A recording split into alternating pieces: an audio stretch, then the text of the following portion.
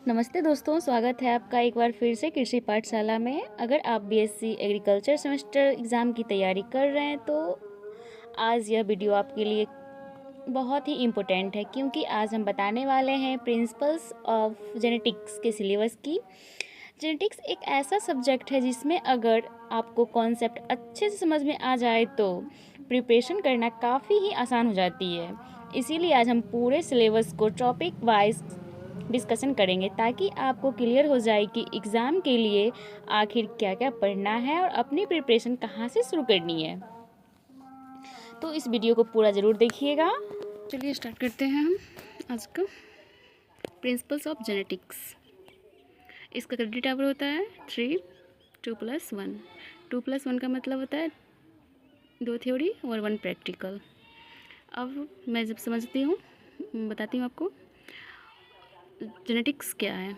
ठीक है, जीव विज्ञान की वह शाखा जिसमें वंशागति, हेरिटेज और विभिन्नता, वेरिएशन का अध्ययन किया जाता हो उसे हम जेनेटिक्स कहते हैं। ठीक है, फिर आगे मैं आपको बताने जा रही हूँ, थ्योरी पे आती हूँ। ठीक है, और उससे पहले मैं बता दूँ जेनेटिक्स के fathers of genetics. Father of genetics हम ग्रेगर जॉन मेंडल को कहते हैं। ठीक है, ओके, आगे मैं आती हूँ थ्योरी पे। थ्योरी है pre and post Mendelians concept of heritage, Mendelians principles of heritage. Okay, pre Mendelian और post Mendelian concept. Pre Mendelian concept, Mendel से पहले भी वैज्ञानिक ने यह समझाने की कोशिश की कि गुण माता पिता से संतान में कैसे जाते हैं। उस समय कई थ्योरीज दिए गए, लेकिन वो पूरी तरह से वैज्ञानिक रूप से सही नहीं थे। ठीक है, उसके बाद आया post Mendelian concept. Post Mendelian concept में मेंडल के बाद जेनेटिक्स में बहुत विकास हुआ। Gene, DNA, chromosome linkage, mutation और मॉलिक्यूल्स जेनेटिक्स जैसे अवधारणाएं विकसित हुई। ठीक है,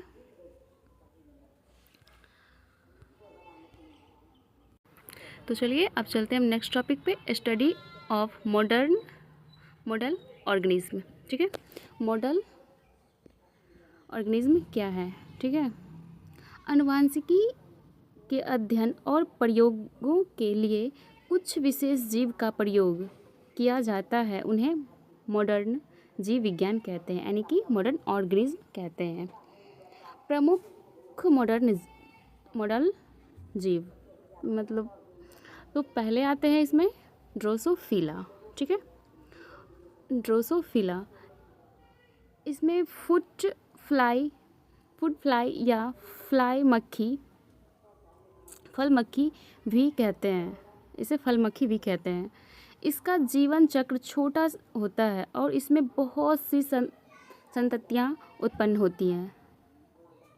ठीक है, उसके बाद आता है सेकेंड में ओरिडायोसिस। ओरिडायोसिस क्या होता है? यह छोटा पौधा है और पादप अनुवांशिकी में बहुत ही उपयोगी होता है। ठीक है, उसके बाद थर्ड में आता है गार्डन पी। ठीक है, गार्डन पी, इस पर मेंडल ने अपना प्रसिद्ध प्रयोग किए थे। ठीक है, उसके बाद आता है इसमें ई क्लोराई। यह एक जीवाणु है जिसका प्रयोग आनुवांशिक, आधुनिक और डीएनए संबंधित अध्ययनों में किया जाता है। ठीक है, उसके आता है माइस। ठीक है, माइस या माउस या चूहा। ठीक है, चूहे का प्रयोग आनुवांशिकी तथा जैविक प्रक्रियाओं के अध्ययन के लिए किया गया था। ठीक है, ये भी सेकेंड थ्योरी भी कंप्लीट हो गया और कुछ नहीं बचा इसमें, ये बचा। चलिए मैं थर्ड पे चलती हूँ। ठीक है, आर्किटेक्ट ऑफ क्रोमोसोम। ठीक है, आर्किटेक्ट ऑफ क्रोमोसोम, गुणसूत्र की संरचनाएं, इसे हिंदी में कहते हैं गुणसूत्र की संरचनाएं। गुणसूत्र कोशिका के केंद्र में पाए जाने वाले धागे नुमा ढांचे हैं। ठीक है, एक छोटी सी पतली सी एकदम धागेनुमा संरचनाएं बनाती है, उसे हम उनमें अनुवांशिकी पदार्थ अर्थात डीएनए पाए जाते हैं, ठीक है। उसे हम गुणसूत्र कहते हैं, यानी कि क्रोमोसोम कहते हैं। क्रोमोसोम के मुख्य प्रमुख भाग हैं, ठीक है, कई टाइप्स हैं इनके। तो चलिए मैं आपको उसके टाइप्स के बारे में भी बताती हूँ, ठीक है। देखिए फर्स्ट टाइप है उसमें क्रोमोनिमेयर।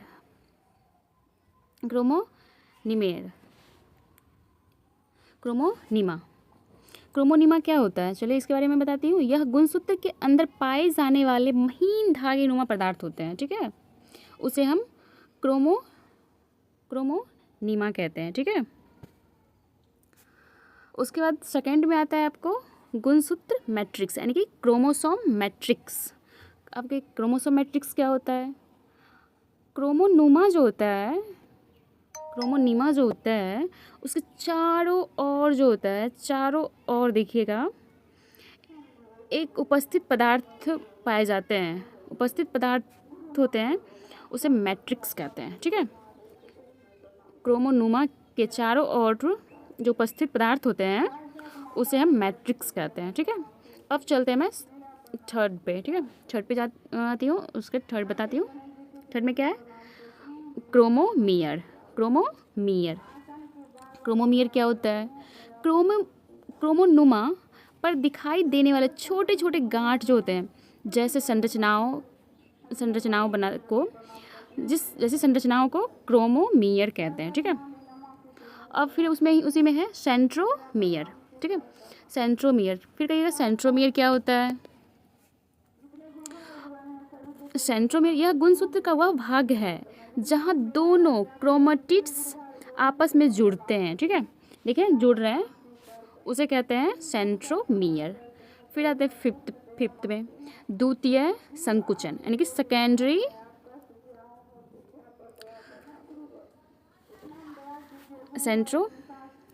कंट्रैक्शन, ठीक है। सेकेंडरी कंट्रैक्शन, उसमें क्या होता है?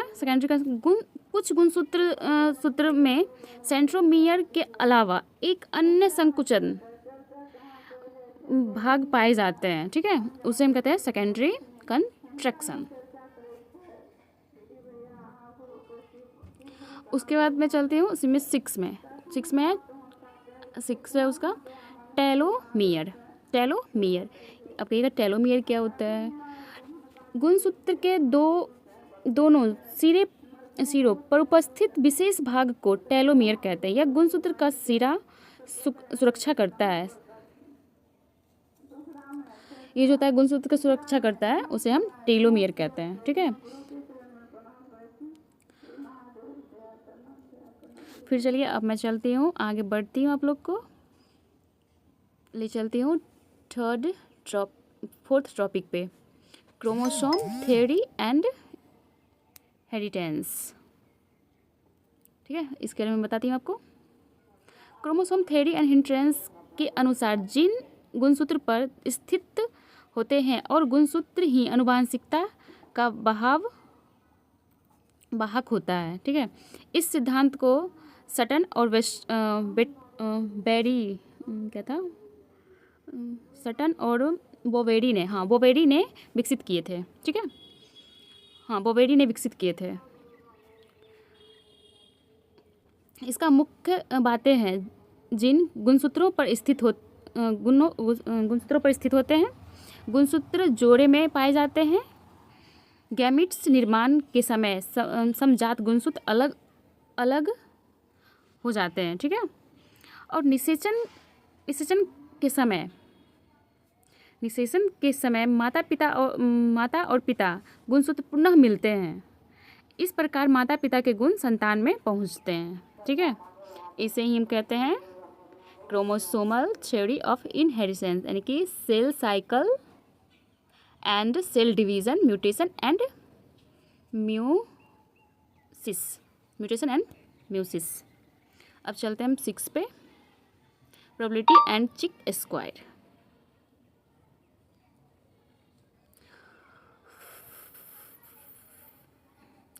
चलिए उससे पहले मैं आपको बता दूं cell cycle and cell division के बारे में थोड़ा सा बस। सेल साइकिल क्या होता है? कोशिका विभाजन, कोशिका चक्र एवं कोशिका विभाजन। कोशिका के बनने से लेकर उसके विभाजन तक होने वाली घटनाओं को कोशिका क्रम को कोशिका चक्र कहते हैं। ठीक है, इसके मुख्य 2 भाग होते हैं, इंटरफेज और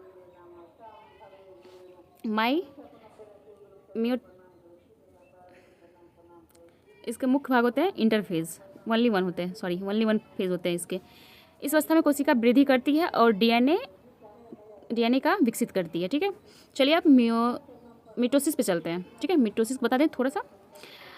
इसमें एक कोशिका से 2 समान पुत्र कोशिकाएं बनाती हैं। गुणसूत्र संख्या सामान्यतः समान रहती है। ठीक है, इसमें कोई गुण चेंज नहीं होता है, मतलब सेम ही रहता है। ठीक है, मियोसिस में क्या होता है? चलिए मियोसिस थोड़ा बता दूं। यह जनक कोशिका में होने वाले विशेष विभाजन, इनमें गुणसूत्र संख्या आधी हो जाती है। ठीक है, उसमें समान रहती है और इसमें आधी हो जाती है। ठीक है, ओके।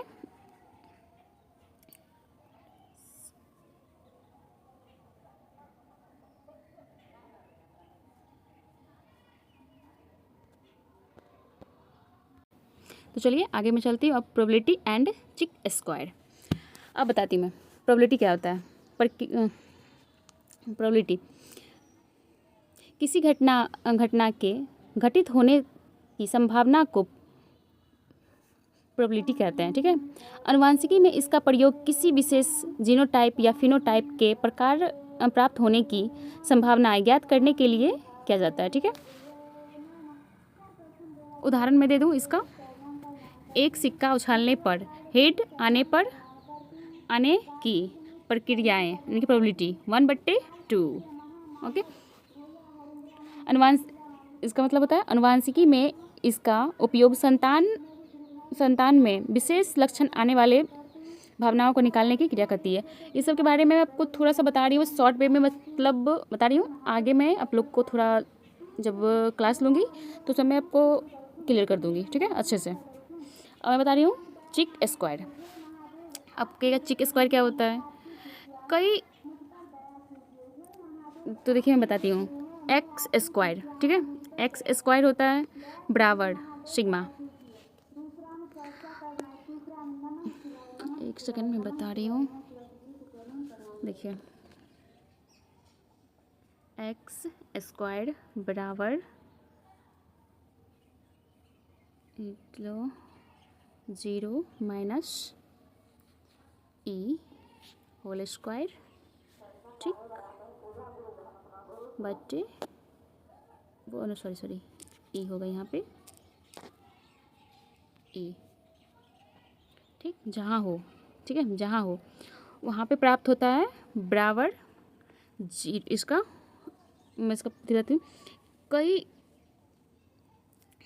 परीक्षण के बाद कई सक्रिय परीक्षण का प्रयोग परीक्षित परिणाम ऑब्जर्वेशन और अपेक्षित परिणाम एक्सपेक्टेक्स करके बीच का अंतर जहाँ होता है उसे ही हम चिक स्क्वायर कहते हैं। ठीक है, और इसका मतलब निकल के आ जाएगा, फिर आपको एक्स कट जाएगा, फिर ये तो फिर आपको हो जाएगा जहाँ पे होगा 0 प्राप्त परिणाम और ई अपेक्षित परिणाम। ओके, चलिए आगे बढ़ते हैं। Type of DNA and RNA, dominance relationship के बारे में बताती हूँ मैं। डीएनए का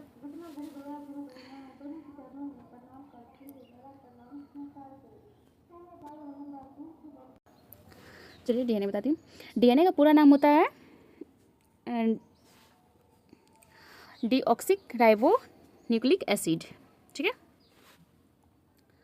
न्यूक्लिक एसिड। डीएनए आनुवंशिक जीवों में आनुवंशिक पदार्थ है। डीएनए एक मुख्य विशेषताएं हैं। यह न्यूक्लियोटाइप से बना होता है।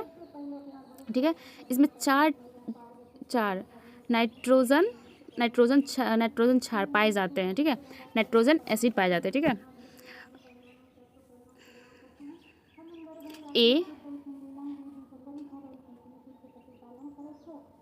एडिमिन, एडिनिन, थाइमिन, गुआनिन और साइटोसिन। ठीक है, ए से एक सेकेंड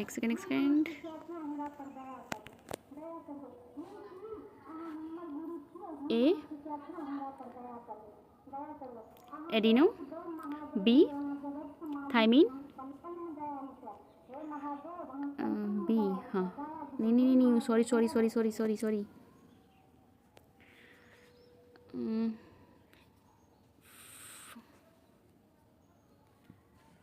एक सेकेंड बताती हूँ। ए टी जी सी। ठीक है, ATGC। इसके बारे ATGC क्या होता है इसके बारे में भी मैं बताऊंगी और विस्तार से बताऊंगी अगले क्लास में। ठीक है, अभी तक इतना ही।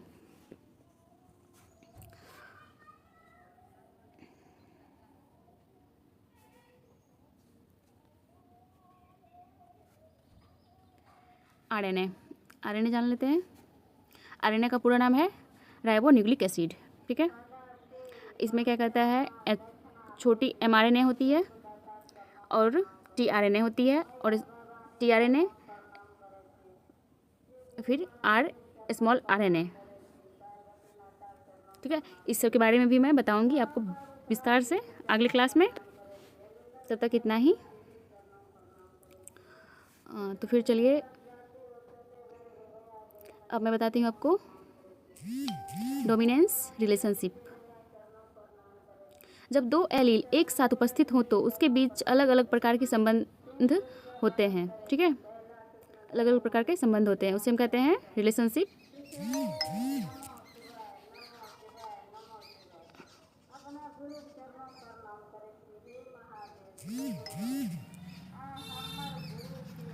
फिर चलिए मैं आपको आगे ले चलती हूँ। एपिथेसिस क्या होता है। ठीक है, जब एक जीन दूसरे जीन पर प्रभाव को दाब देता है या बदल देता है तो उस घटनाओं को एपिथेटिक्स कहते हैं। ठीक है, उदाहरण, कुछ पौधे के फूल का रंग दो या दो से अधिक जीन द्वारा नियंत्रित होते हैं या एक जीन दूसरे जीन को अभिव्यक्त को रोक सकते हैं। ठीक है, ऐसे ही कहते हैं।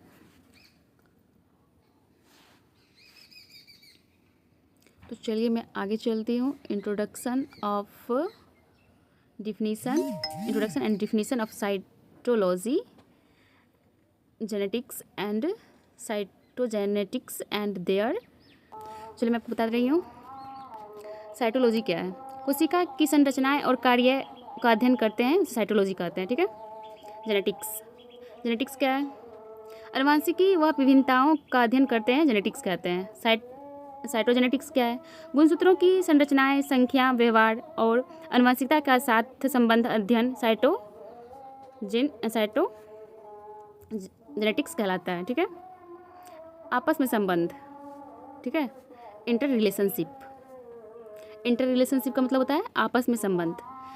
जेनेटिक्स में जिन का अध्ययन किया जाता है, जबकि साइटोजेनेटिक्स में जिन का गुणसूत्रों पर स्थित होने वाले गुणसूत्रों का व्यवहार का अध्ययन किया जाता है। ठीक है, उसे ही हम इंटर रिलेशनशिप कहते हैं। ठीक है, आगे मैं चलती हूँ अब मल्टीपल एलील्स, बहु एलील्सता। जब किसी एक जीन के दो से अधिक एलील जनसंख्या में पाए जाते हैं तो उन्हें मल्टीपल्स एलील्स कहते हैं। ठीक है, उदाहरण, मनुष्य में ABO रक्त समूह होते हैं। ठीक है, इनके 3 एलील्स होते हैं, AI, IB और I। बताती हूँ आपको, देखिए लिखती हूँ मैं, IA और IB और एंड I।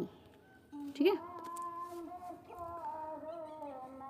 इनमें A और B और AB और O रक्त समूह बनते हैं। ठीक है, ध्यान रखिए कि किसी एक व्यक्ति में एक जीन के केवल 2 एलील होते हैं, लेकिन पूरी जनसंख्या में 2 से अधिक एलील हो सकते हैं। ठीक है, इसे कहते हैं मल्टीपल एलील्स। ओके, आगे मैं बताती हूँ इसमें पैलियोटॉपिक क्या है। ठीक है, जब एक जीन एक से अधिक लक्षणों के प्रभावित करता है तो उसे पैलियोटॉपिक कहते हैं। ठीक है, अर्थात एक जीन अनेक लक्षण। ठीक है, एक जीन देखते मतलब एक इंसान में देखते होंगे अनेक सा लक्षण होता है। ठीक है, उसे उदाहरण के रूप में कुछ अनुवांशिक रोग में एक जीन शरीर में कई विशेषताएं पर प्रभाव करते हैं। ठीक है, उसके बाद है एंड स्यूडो एलील। स्यूडो क्या होता है? ऐसे जीन जो बहुत पास यानी कि पास स्थित होते हैं, उसे देखने में एक ही जीन केवल के एलील जैसे व्यवहार करते हैं, उन्हें शेड्यूल एलील कहते हैं। ठीक है, ये विस्तार में अलग अलग जीन होते हैं, लेकिन उनके बीच बहुत कम दूरी होती है होने के कारण इन्हें व्यवहारिक एलील जैसे दिखाई देते हैं। ठीक है, उसे ही हम स्यूडो एलील कहते हैं। समझ गए? फिर अब आगे चलते हैं हम नेक्स्ट पे, सेक्स डिटर्मिनेशन, लिंग निर्धारण। सेक्स डिटर्मिनेशन क्या होता है बताती हूँ मैं आपको। किसी जीव में नर या मादा लिंग धारणाएं होने प्रक्रिया को सेक्स डिटर्मिनेशन कहते हैं। मनुष्य में XX मेल में और फीमेल में महिला फीमेल में होती, मनुष्य में फीमेल में होता है XX फीमेल में। ठीक है, और मेल में होते हैं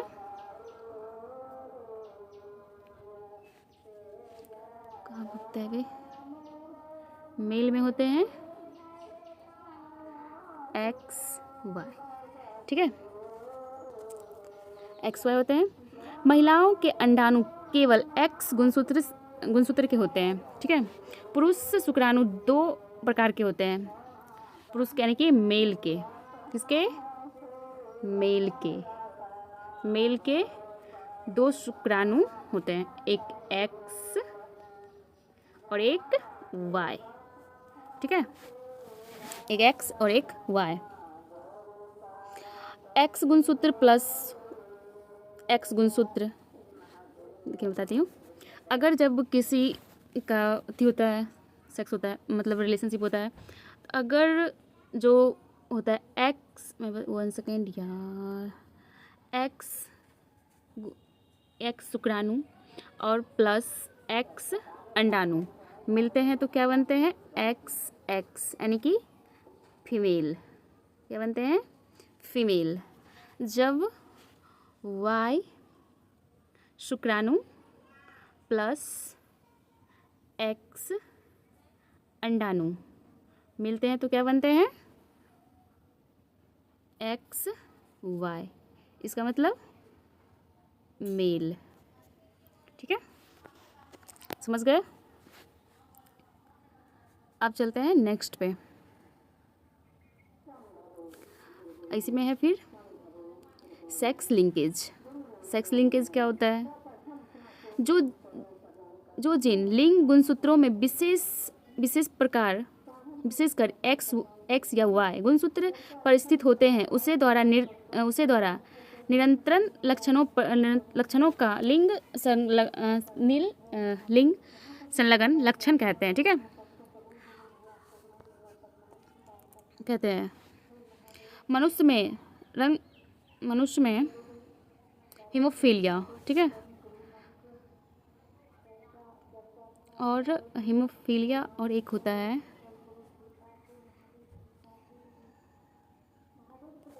रंगधावा। हाँ, रंगधावा। मनुष्य में रंगधावा और हीमोफीलिया X संलग्न लक्षणों का उदाहरण होता है। ठीक है, अब चलते हैं सेक्स लिमिटेड ट्रेड्स क्या होता है। ऐसे लक्षण जिसके जिन नर और मादा दोनों उपस्थित हो सकते हैं, लेकिन लक्षण केवल एक ही लिंग का दिखाई देता है। ठीक है, उदाहरण नर, पीढ़ी में दाढ़ी मोछ का विकसित होना, नर में देखते हैं दाढ़ी मोछ आ जाता है, लेकिन फीमेल में आता है नहीं आता है। ठीक है, इसे ही कहते हैं सेक्स लिमिटेड ट्रेडिशन। अब चलते हैं नेक्स्ट टॉपिक पे, ब्लड ग्रुप ऑफ जेनेटिक्स। ठीक है, मनुष्य में ABO रक्त समूह प्रणाली बहुत महत्वपूर्ण होते हैं। ठीक है, ABO, ठीक है, क्या होते हैं, बहुत ही महत्वपूर्ण होते हैं। कौन कौन, ABO, ठीक है, वेरी वेरी इम्पोर्टेंट। इसके 3 प्रमुख एलील होते हैं, पहले मैं बताई हूँ, IA, IB और I। ठीक है, फिर होते हैं जीनोटाइप और रक्त समूह। जीनोटाइप वाले रक्त समूह होते हैं। ठीक है, ये सब मैं आपको अभी नहीं बताऊंगी, अगले क्लास में मैं अच्छे से बताऊंगी। ठीक है, अभी इतना ही रहने दीजिए। अब चलते हैं नेक्स्ट टॉपिक पे, लिंकेज एंड इट्स इमल्सन को बता दूं। सहलग्नता, जब दो या दो से अधिक एक गुणसूत्र पर आसपास स्थित हो तो और साथ ही वंशागति के अनुसार प्रकृति रखते हैं तो उसे कहते हैं संलग्नता यानी कि लिंकेज। ठीक है,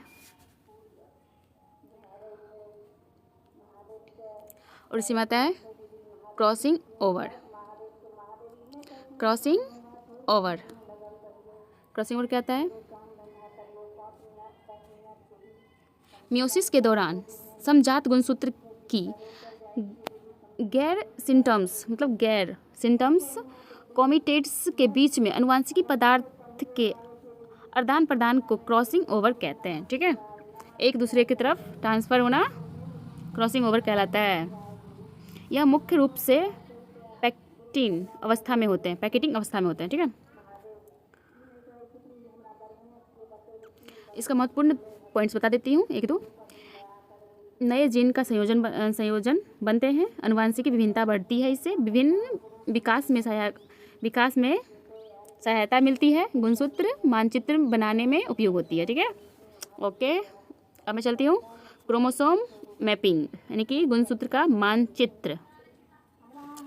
गुणसूत्र पर जीनों की स्थिति और उनके बीच की दूरी निर्धारित करने की प्रक्रिया को गुणसूत्र मानचित्र कहते हैं। ठीक है, जीनों के बीच दूरी को सामान्यतः मैप यूनिट या सिटी मार्क MC नहीं होगा, उसका CM होगा, छोटी C और बड़ी M। ठीक है, व्यक्त किया जाता है, उसी से व्यक्त किया जाता है उसका। ठीक है, छोटी सी, एक सेकेंड में बताती हूँ, रुकिए कैसे लिखाता है वो, छोटी सी और बड़ी M। ठीक है, यदि 2 जीन के बीच पुनः संयोजन अधिक है तो एक दूसरे से अधिक दूरी मापते हैं। ठीक है, अब क्या है, मैपिंग हो गया आपका। अब है structure of numerical and vertex and chromosome. ठीक है, क्रोमोसोमल वेरिएशन प्रमुख 2 प्रकार के होते हैं, स्ट्रक्चरल वेरिएशन, क्रोमोसोम स्ट्रक्चर में बदलाव। ठीक है,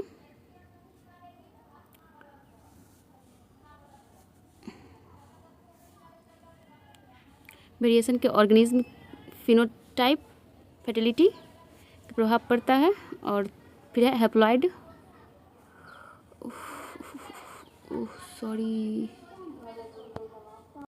देखिए इसका जो है क्या कहता है, इसका स्ट्रक्चर ऑफ न्यूमेरिकल एंड वर्टिसन क्रोमोसोम एंड देयर एप्लीकेशन होगा, यहाँ पे इम्प्लीकेशन नहीं होगा, एप्लीकेशन होगा। ठीक है, इसका 2 प्रकार से होते हैं, डेलीशन एंड रेप्लिकेशन। डेलीशन का मतलब होता है किसी भी भाग को हट जाना, और क्या कहता है, रेप्लिकेशन मतलब होता है किसी भी भाग को अतिरिक्त प्रति बनना। इनवेरिएशन का मतलब होता है किसी भाग को उल्टा जुड़ जाना।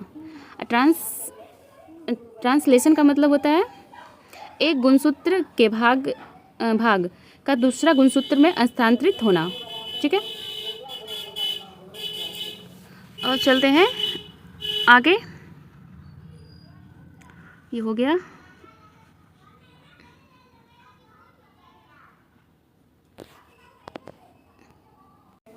चलिए अब चलते हैं use of haploid, diploid and double haploid in genetics. क्या होता है हैप्लॉइड? जिस कोशिका में गुणसूत्रों की एक सेट होता है उसे हैप्लॉइड कहते हैं। ठीक है, इनमें n दर्शाता है। ठीक है, डिप्लॉइड मतलब जिन कोशिका में गुणसूत्रों 2 सेट में होते हैं उन्हें डिप्लॉइड कहते हैं, यानी कि 2n। यानी कि n का मतलब होता है, एक सेकंड, n का मतलब होता है हैप्लॉइड, और इसमें 2n लग गया तो डिप्लॉइड। ठीक है, उसके बाद है डबल हैप्लॉइड। हैप्लॉइड पौधों के गुणसूत्रों की संख्या के गुण को दुगुना करके प्रकार प्राप्त होते हैं, उन्हें डबल हैप्लॉइड कहते हैं। यानी कि कृषि में महत्वपूर्ण है, यानी कि वेरी इम्पोर्टेंट है। डबल हैप्लॉइड तकनीकी से कम समय में पूर्णतः समजात शुद्धता रेखाएं विकसित की जाती है। ठीक है, उसे क्या कहते हैं? Haploid, double haploid. ओके, चलिए अब नेक्स्ट टॉपिक शुरू करते हैं। की ओर चलते हैं। Mutation, classification methods and including mutation का उत्परिवर्तन।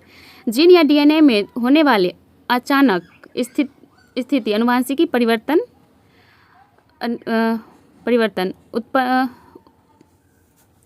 को कहते हैं म्यूटेशन। यानी कि किसी भी चीज़ में अचानक से मतलब देखते हुए एकाएक मतलब चेंज हो जाना। ठीक है, कोई नया जीन मतलब आ जाना, उसे क्या कहते हैं? Mutation.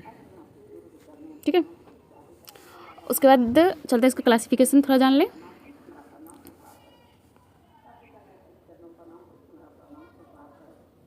Including mutation,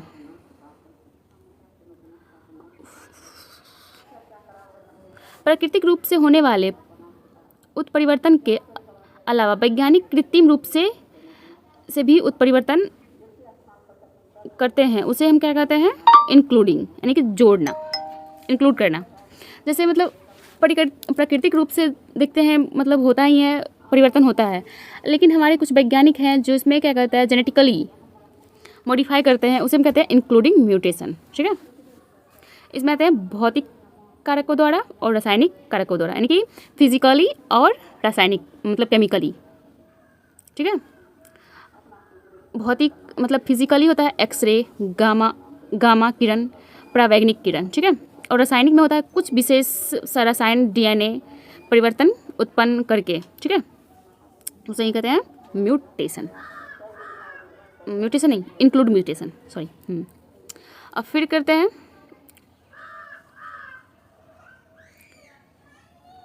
म्यूटाजिन agent. म्यूटाजिन agent क्या होता है? जो कारक उत्परिवर्तन उत्पन्न करते हैं उन्हें म्यूटाजेन कहते हैं। ठीक है, इनके प्रमुख प्रकार होते हैं। ठीक है, भौतिक म्यूटाजिन, एक्सरे, गामा, यूवी रे। ठीक है, यूवी रे आदि। ठीक है, एक्सेट्रा। इसमें होता है रासायनिक म्यूटेशन। कुछ रासायनिक पदार्थों जो डीएनए संरचना परिवर्तन करते हैं वो सेम होता है इसमें, और उसमें भी सेम होता है। ठीक है, अब आज भर के लिए इतना ही। ठीक है, आगे मैं अगले टॉपिक में आप लोग बताइए कमेंट में, आप लोग को टॉपिक वाइज चाहिए नोट्स या फिर क्लास चाहिए या फिर एमसीक्यू क्लास चाहिए, आप कमेंट करके हमें बता सकते हैं। जैसे आप लोग कमेंट में बताइएगा वैसा मैं अगला क्लास लेके आऊँगी। अगर एमसीक्यू कहिएगा तो फिर मैं एमसीक्यू लेके आऊँगी। अगर आप बीएससी एग्रीकल्चर के स्टूडेंट हैं और सेमेस्टर एग्ज़ाम की तैयारी कर रहे हैं तो इस प्रिपरेशन को बिल्कुल मिस मत कीजिएगा। चैनल सब्सक्राइब करके कमेंट में सेमेस्टर लिख के और अपने दोस्तों के साथ इस वीडियो को शेयर ज़रूर करिएगा। मिलते हैं आपसे अगली क्लास में एक नए इम्पोर्टेंट टॉपिक के साथ। ठीक है, तब तक के लिए पढ़ते रहिए और सीखते रहिए और कृषि पाठशाला के साथ अपनी एग्रीकल्चर प्रिपरेशन में मजबूती बनाए रखिए। Thank you, all the best guys.